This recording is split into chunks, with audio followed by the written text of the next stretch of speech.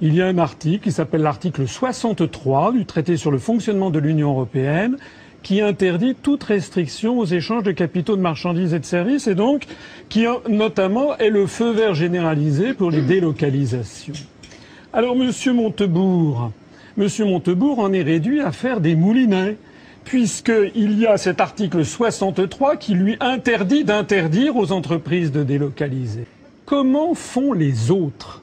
Ceux qui gagnent, comment font la Chine? Comment font la Thaïlande? Ils font comment, eux? Eh bien, tout simplement, ils ont des ouvertures sur l'étranger qui sont asymétriques. On a appris il y a quelques jours qu'un Chinois, par exemple, vient d'acheter le château de Gevrey-Chambertin. Et figurez-vous que si nous voulions acheter, nous, un vignoble en Chine, il y en a, ou bien tout simplement un jardin de thé, nous ne le pourrions pas. Ce serait interdit. Lorsque, par exemple, les Chinois ont voulu acheter Unocal, qui était une entreprise de pétrolière en Californie, les États-Unis, le gouvernement de Washington, il a mis au panier toutes les théories ultralibérales, il a dit non.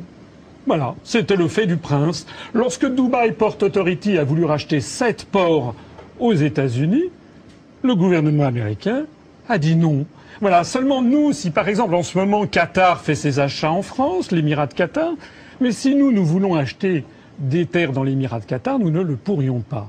Alors tout ceci, ça veut dire quoi? Ça veut dire qu'il y a une asymétrie et que les pays qui gagnent ne sont pas dans les mêmes, n'ont pas accepté les mêmes conditions de concurrence totalement déloyale dans laquelle sont plongés les pays de l'Europe du fait des traités européens et notamment, j'insiste, l'article 63 du traité sur le fonctionnement de l'Union européenne.